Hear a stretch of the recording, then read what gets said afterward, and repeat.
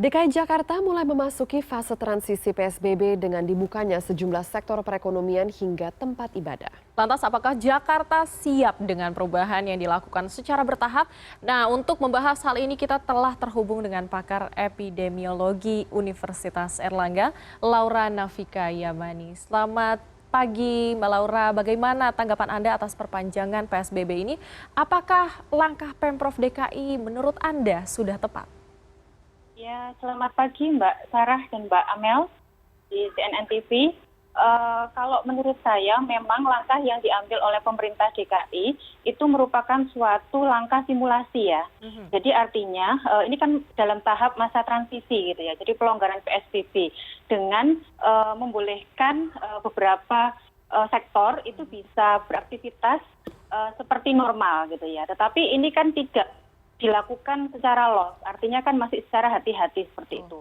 Jadi dari tahap transisi ini kita nanti bisa melihat apakah DKI itu akan lebih baik gitu kan, ataukah ada penambahan kasus gitu. Jadi dari masa transisi ini akan dilakukan evaluasi. Kemudian ke depannya apakah DKI Jakarta akan siap menghadapi kehidupan new normal sesungguhnya seperti itu.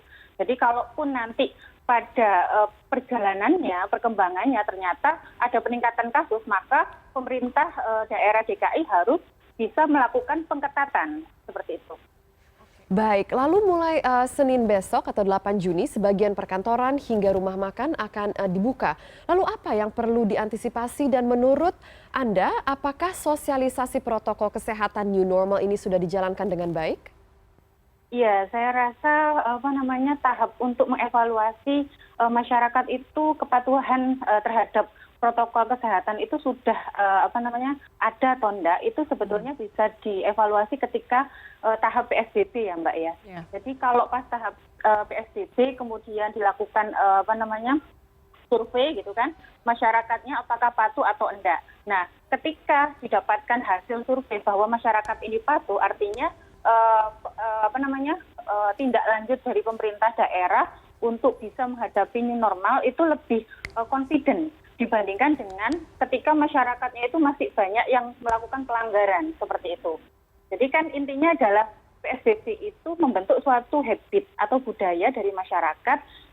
Masyarakat harus paham apa sih kepentingan dari menerapkan suatu protokol kesehatan gitu ya. Oke, kalau kita boleh menengok kembali ke belakang, ini menurut Mbak sendiri langkah PSBB yang telah dijalankan sebelumnya oleh Pemprov DKI Jakarta dapat dikatakan efektif menekan penyebaran COVID-19 apa enggak, Mbak?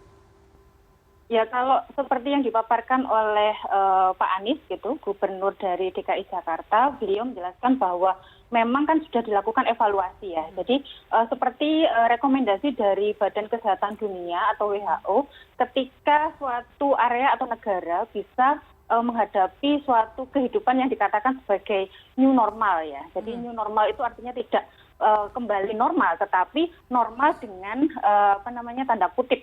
Artinya harus ada pengetatan protokol kesehatan yang dijalankan kan gitu. Nah kemudian ya mau nggak mau kan PSBB ini kan nggak akan berjilid-jilid gitu ya Mbak ya. Jadi memang ada sisi ekonomi yang diperhitungkan. Jadi jangan sampai dari sektor ekonomi itu menjadi terburuk gitu kan.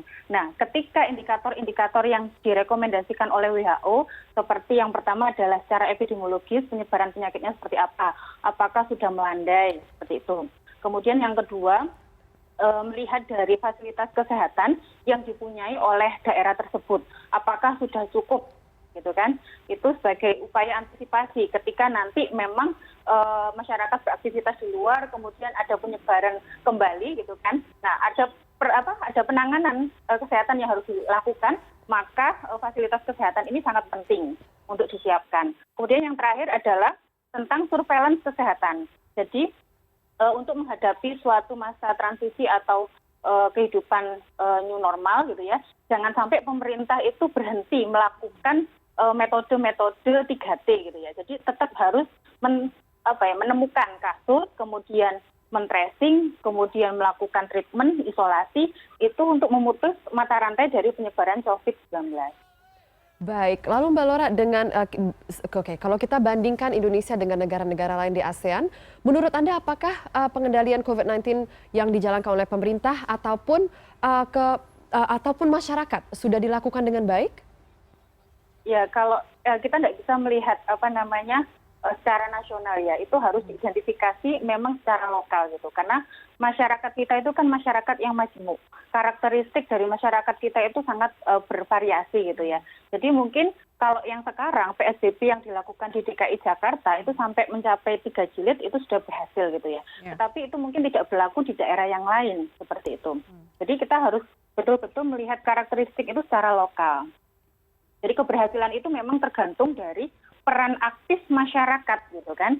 Karena intinya adalah kuncinya di masyarakat. Jadi ketika masyarakat itu paham atas apa yang harus dilakukan pada masa pandemi itu, misalkan dengan menerapkan protokol kesehatan, bagaimana cara memakai masker, kemudian kapan harus memakai masker, kemudian harus menjaga jarak aman, cuci tangan, melakukan perilaku hidup sehat dan bersih dan sebagainya. Ketika masyarakat itu paham, kemudian menerapkan dengan sukarela gitu kan, artinya ya itu COVID itu bisa kita lawan secara bersama-sama. Tentunya memang didukung oleh pemerintah gitu ya. Oke, terima kasih Laura Nafika Yamani, pakar epidemiologi Universitas Erlangga yang telah bergabung bersama kami.